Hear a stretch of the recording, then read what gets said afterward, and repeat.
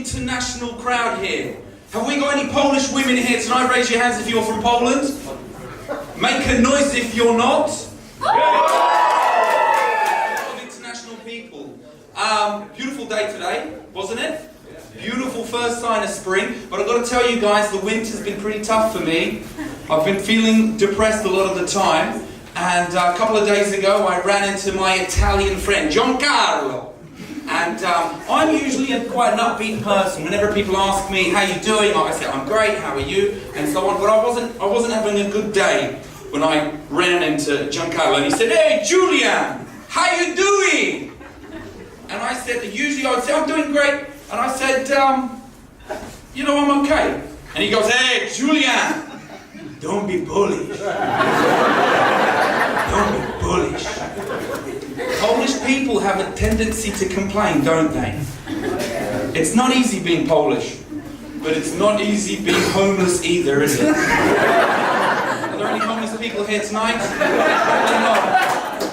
Probably some in the back. I've got to tell you guys a beautiful story that happened to me a couple of years ago.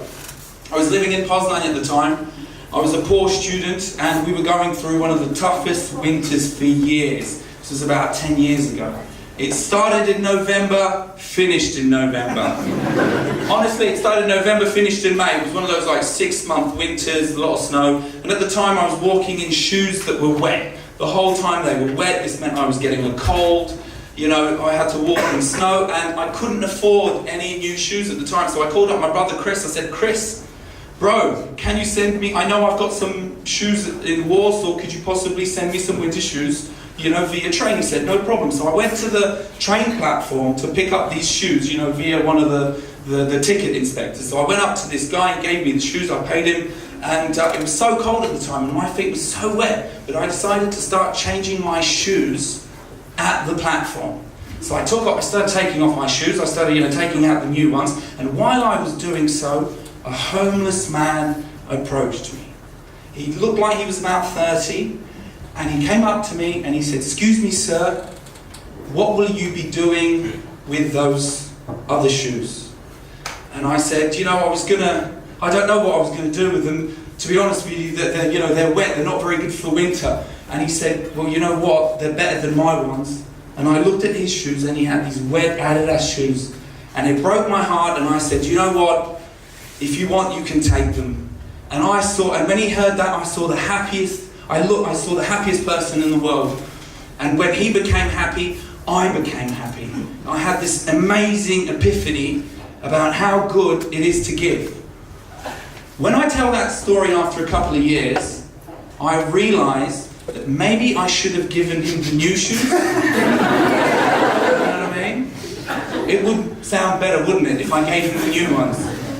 I gave him wet shoes. I gave a homeless man wet shoes. And I'm bragging about it. As you get older, as I've been getting older, I've got to tell you guys that I've realized giving is a lot more fun than getting. Would you agree with me? You know, giving is a lot better than getting, whether it's Christmas presents, birthdays, you know, or even sex. Would you agree with me?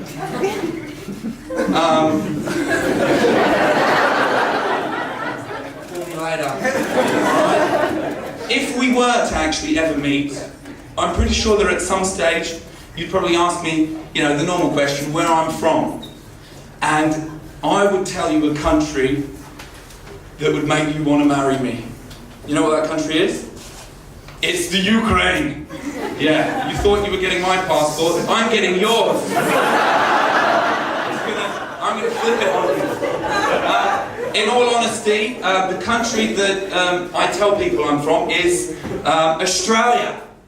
Australia. It's got so many positive emotions, especially when people hear, Polish people hear Australia. They suddenly the conversation goes for 30 extra minutes, you know. They start telling me about their dreams, how they've always wanted to go there. And the trick to sounding like you're from Australia, even when I say Australia, makes you smile when you say it, right? Instead of saying cheese, you can say Australia. So the trick to sound Australian, right, is to work on the STR combination. Can you guys, like, think of words with STR, for example. Do you know any words that have the STR combination in them? No? That's a little bit strange. You're obviously a little bit stressed right now. But if you tell me what street you live on, we can figure things out. And I can bring some strawberries, and maybe we can do some stretching together. Or stripping. Just don't bring out the cockstrap. That's not necessarily something that I like doing. Guys, this was me. I'm finished. Thank you very much.